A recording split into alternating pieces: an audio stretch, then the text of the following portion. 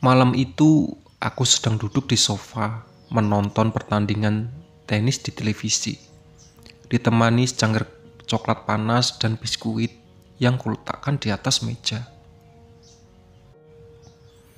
Rumah memang sedang sepi, hanya ada aku layaknya penghuni terakhir. Ibu sedang pergi ke Malaysia, sedangkan kakak sedang liburan ke Bogor. Rintik suara hujan mulai terdengar di genting, udara dingin pun berhembus dari lubang di langit-langit. Entah kenapa tiba-tiba kepalaku pusing sekali, bulu kuduk pun meremang. Firasatku sudah mulai tak enak, hawa terasa lebih dingin dan biasanya. Namun aku berusaha tidak memperdulikan perasaan ini. Kuulurkan tangan meraih secangkir berisi coklat panas di atas meja, ku tiup pelan-pelan, lalu menyeruputnya. Biasanya coklat bisa membuat tubuhku lebih rileks, tapi kali ini tidak. Sejak tadi bulu kuduku tak berhenti meremang, dimulai dari leher hingga menjalar ke kaki. Rasa sakit kepala membuat pandanganku sedikit kabur, tak jelas, seperti aku melihat telapak tangan muncul dari balik tembok. Di belakang televisi, aku usap mataku, mencoba fokus. Benar, itu telapak tangan. Perlahan telapak tangan itu bergerak maju, hingga terlihat sepasang tutuh menembus televisi. Aku tetap tenang, walaupun tangan itu sudah menghalangi layar televisi. Tiba-tiba kepala seorang wanita muncul dari balik tembok. Wajahnya terlihat pucat, dengan lingkaran hitam mengelilingi kedua bola matanya. Dia celingak-celinguk, sesekali tersenyum ke arahku, namun pura-pura tidak melihatnya. Sekarang seluruh tubuh sudah muncul di balik tembok.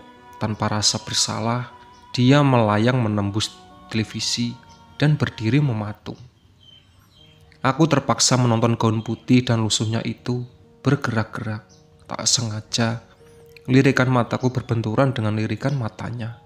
Dia pun kembali tersenyum, lalu menghampiriku yang masih duduk di sofa. Hanya beberapa sentimeter saja jarak antara wajahku dan wajahnya. Aku sama sekali tak takut, mungkin karena sudah terbiasa. Kutatap wajahnya dengan tatapan kosong, terlihat dengan jelas urat-urat di pipinya yang sudah berwarna hitam. Dia kembali tersenyum, dengan gigi yang kecoklatan. Lagi-lagi aku tak menanggapinya. Mungkin sudah lelah, kemudian dia duduk di sampingku. Aku bergedik, seperti ada sentuhan halus mengusap wajah. Dari ekor mata kulihat dia sedang mengibas-kibaskan rambut hingga mengenai wajahku. Awalnya aku tak memperdulikannya, tetapi tingkahnya semakin menjadi-jadi. Dia menyandarkan kepalanya ke pundakku, sekali meniup daun telingaku. Dengan cepat, aku menoleh ke arahnya. Wajah kami pun kembali berhadapan. "Mbak, gak usah nyender deh, pegel tahu," ucapku mengagetkannya. Terlihat dari bola matanya yang tiba-tiba membesar. "Kamu bisa lihat saya?" "Ya, sejak kapan?" "Dari kamu muncul di balik tembok." "Aduh, saya jadi malu." "Gak usah malu mbak, mending sekarang pergi deh, ganggu orang nonton saja. Padahal saya cuma numpang lewat aja." "Lewat sih lewat, terus ngapain duduk di mari?" "Aura kamu tuh beda, hangat. Kompor kali hangat. Dah sana pergi, hus." "Iya, jangan marah, nanti cakepnya hilang." "Ih, apaan sih? Saya panggil si hitam nih," ancamku. Wanita itu beranjak dari sofa, lalu berdiri melayang di sampingku. Perlahan gaun tipisnya itu menyentuh wajahku. "Buruan woi, gak usah sok dilambat-lambatin, geli tahu," ucapku mengadah ke wajahnya. Dia pun tertawa, lalu terbang melesat dengan cepat, menembus tembok samping, yang berbatasan dengan rumah kosong. "Mas, lepaskan dulu," ucap wanita itu terbata-bata sambil terus memegang tali yang menjelat lehernya. "Tidak, kamu harus jujur dulu, baru aku lepaskan," ucapku dengan terus memegang erat talinya. Wanita itu sampai terlihat kesulitan menelan ludahnya. "Sakit," ucap wanita itu masih terbata-bata. "Baiklah, aku akan melonggarkan ikatan sedikit, tapi kamu harus cerita yang sebenarnya." "Namaku Wahyuni." Wahyuni seorang muda berumur 25 tahun. Sejak umur 20 tahun, dia sudah bekerja sebagai tenaga kerja wanita atau TKW di Abu Dhabi. Selama 2 tahun bekerja di sana, uangnya dia kumpulin untuk membeli rumah yang sekarang ditinggalinya. Selain itu, untuk membiayai kebutuhan sehari-hari kedua orang tuanya dan sekolah adiknya.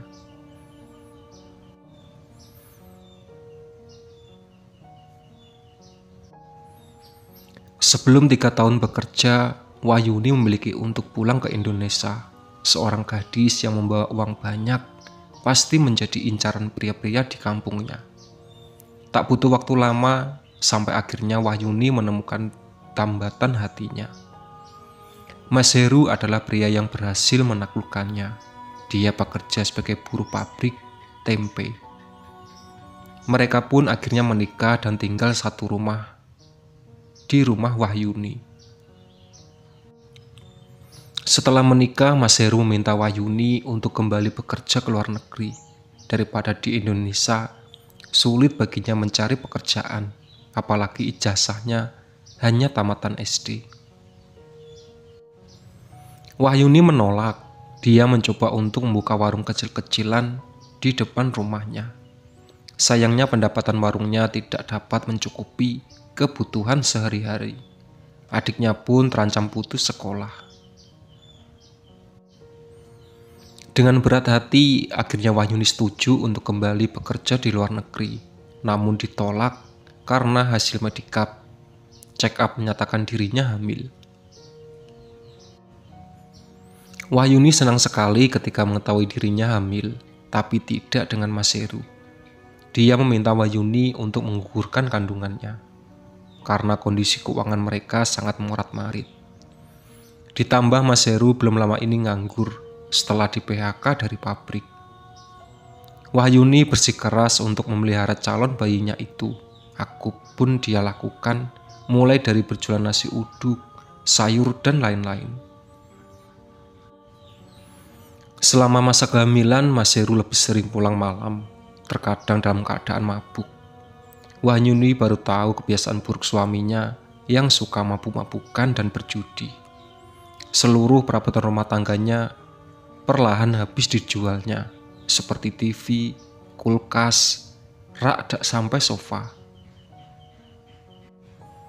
Masalah semakin pekik ketika adiknya datang meminta uang untuk membayar SPP yang sudah menunggak selama 6 bulan. Wahyuni kelimpungan mencari pinjaman. Surat tanahnya pun sudah digadai oleh suaminya yang untuk menutupi hutang judi. Ting! Suara SMS masuk. Pinjaman dana cepat cair tanpa angsuran di PT Sejahtera dengan bunga 0,6%. Per bulan pinjaman mulai 10 juta sampai 1 M. Minat chat WA ke nomor 08 sekian. Ketika Wahyuni membaca SMS itu, rasanya seperti mendapatkan angin segar. Dia lalu mengajukan pinjaman sebesar 10 juta dengan alih biaya administrasi dan macam-macam. Bersihnya dia hanya mendapatkan 9,2 juta. Uang itu digunakan untuk mencukupi kebutuhan sehari-hari, biaya sekolah adiknya, dan disimpan untuk persalinan yang sudah dekat. Sialnya, uang simpananku itu diketahui Mas Heru. Dia mengambil semua uangnya. Entah bagaimana ceritanya, dalam semalam seluruh uangnya raib. Paginya Mas Heru memaksa Wahyuni untuk berhutang lagi ke aplikasi pinjaman online yang lain. Hari yang dinanti pun tiba. Saat persalinan, Wahyuni melahirkan seorang bayi laki-laki yang diberi nama Harun. Sejak Harun lahir, Mas Heru sama sekali tidak pernah membiayainya. Gali lubang tutup lubang, membayar tagihan pinjaman A dengan pinjaman baru. Itulah yang bisa dilakukan Wahyuni sampai tagihannya terus membengkak. Wahyuni harus memiliki uang 3 juta seminggu hanya untuk membayar bunga 10 aplikasi online yang dia hutangi. Mas Heru, dia lepas tangan, tidak pernah membantu Wahyuni untuk membayar hutang-hutangnya. Padahal dia yang paling banyak menikmati uang itu. Ketika debt collector datang ke rumah pun, dia hanya diam saja. Para penagih utang itu terus meneror Wahyuni dengan SMS ancaman. Bahkan SMS-nya disebarkan ke semua nomor yang ada di HP Wahyuni. Sampai akhirnya seluruh anggota keluarga pun tahu dan merasa malu. Atas desakan keluarga dan Mas Heru, Wahyuni disuruh untuk pergi bekerja menjadi TKI lagi. Wahyuni pun menurut. Dia pergi mendaftar menjadi TKI ke Taiwan karena nilai gajinya lebih besar. Singkat cerita, Wahyuni pun diterima. Namun dia harus tinggal di penampungan untuk belajar bahasa. Dengan berat hati, dia terpaksa meninggalkan Harun yang batu berusia 1 bulan. Orang tuanya bersedia merawat Harun selama Wahyuni di penampungan. Baru sebulan di penampungan, Wahyuni mendapatkan kabar kalau anaknya sakit. Lalu dia meminta izin kepada kepala penampungan untuk pulang sebentar. Izin didapatkan. Wahyuni hanya diberi waktu 2 hari di rumahnya.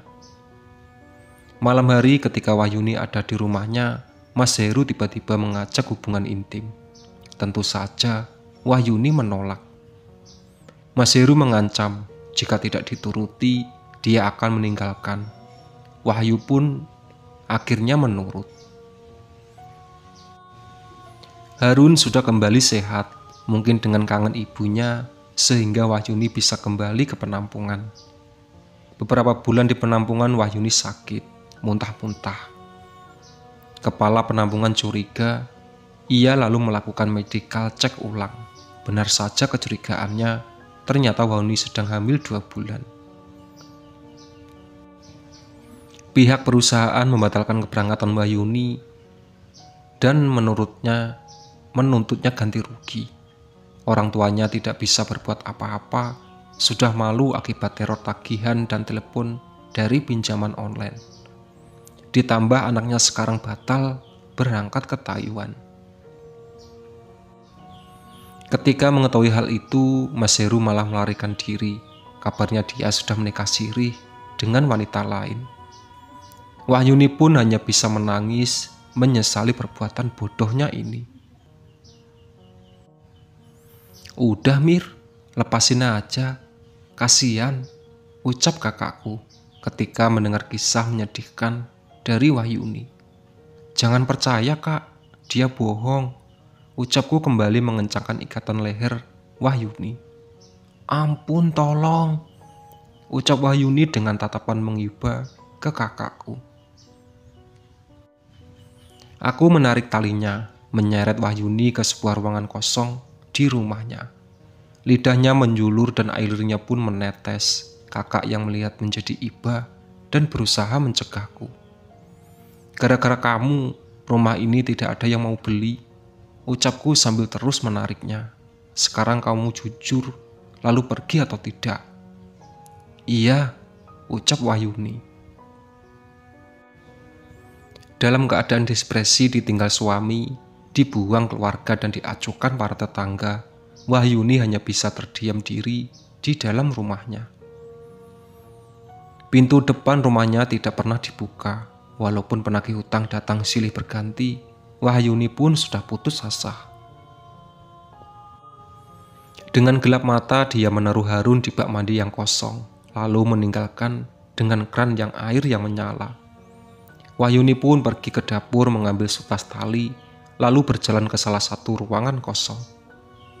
Tetangga baru curiga ketika ada bau busuk menyeruak dari rumah Wahyuni. Kemudian warga mendobrak rumahnya, mendapati tubuh Wahyuni sudah membusuk, tergantung di ruang kosong. Nasib Harun tidak kalah naas, tubuhnya sudah membengkak dan membusuk di bak kamar mandi. Semenjak kejadian itu, sering terdengar suara tangisan bayi dan wanita menangis di dalam rumah itu. Tangisan yang menyayat hati dari seorang Wahyuni. Lihat kak, niatnya mau lepas dari jeratan hutang, sudah mati pun leher korinnya masih terjerat tali. Itu gak bisa lepas, aku juga gak mau ngelepasin, ucapku. Iya, salah sendiri ternyata, hampir aja ketipu. Makhluk kayak begini, jago banget acting, biar dikasihani. Terus gimana jadinya? Tanya kakak. Aku pindahin aja ke gunung, biar gak ganggu warga sini. Sebelum memindahnya ke gunung, aku sedikit melonggarkan ikatannya. Setidaknya itu bayaran dariku, karena dia sudah mau jujur. Wahyuni pun tersenyum lebar, lalu tertawa melengking. Itulah sahabat cerita dari Cerita Amir. Ditunggu part selanjutnya.